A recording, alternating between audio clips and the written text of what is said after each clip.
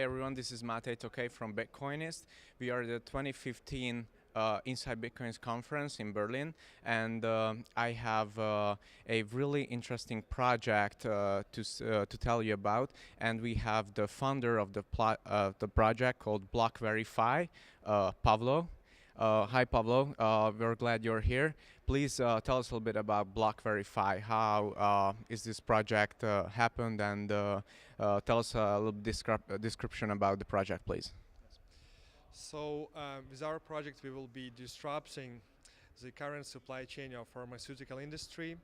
By using blockchain technology, we plan to build a transparent system which will be transparent between a supplier, manufacturer, government, and end user customer. And we want to create a system that every actor within the system will trust without having database at, let's say, government and those organizations. Yeah. It's really interesting to see how there are new use cases for the blockchain technology to be used in outside of the Bitcoin industry. This will be really important in terms of transparency. Tell us a little bit more about that, please. Yes, well, when we talk about counterfeit goods and counterfeit medicine in general, the problem is that there are so many counterfeit medicine, and we find it difficult to distinguish between real one and fake ones. I mean, even industry leaders are struggling to combat this problem. In certain countries, you have up to 30% of medicines which are counterfeit, mostly in developing countries. However, even in Europe, we have large amount of portion of medicine which is counterfeit, or diverted, or expired, or something else. So counterfeit is just one of the problems that we have here. It can be something which is diverted. It can be something with expired date, and then just they put a new date on it and sell. So it's a multiple angle problem.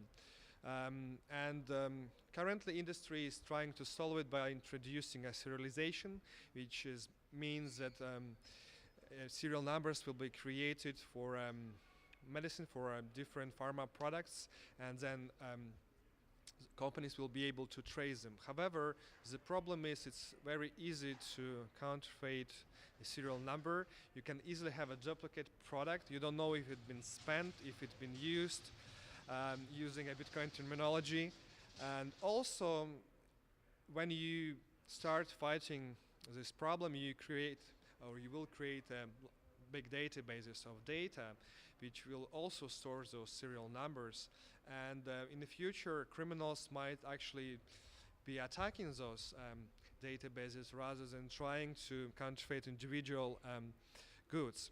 So we believe that we can solve this problem by introducing blockchain technology into pharmaceutical supply chain, and we can make it more transparent, more reliable, because transparency is quite important, but with the blockchain technology you can have it transparent to the levels that you want it to be transparent, and that is very important for the industry like pharmaceuticals.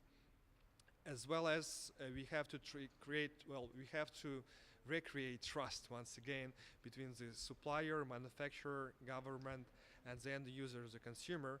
It is very important the consumer can verify if the good is genuine, as well as it's important for government to know what are their production numbers for a particular company, and for company it is important to know where are their goods, and if they are diverted or not, what is the quantities, what they're selling. So we are talking about disrupting not only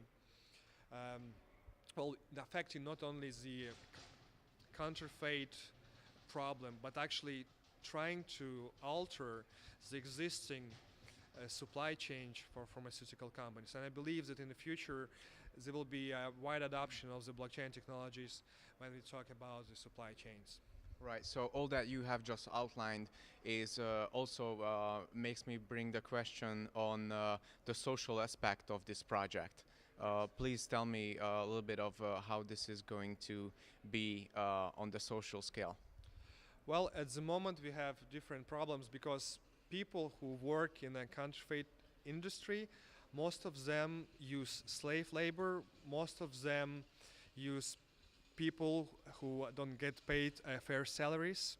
That's a very big problem. Actually, at the moment, we have the biggest slave population ever present on Earth, which is quite surprising. Yes, that's true.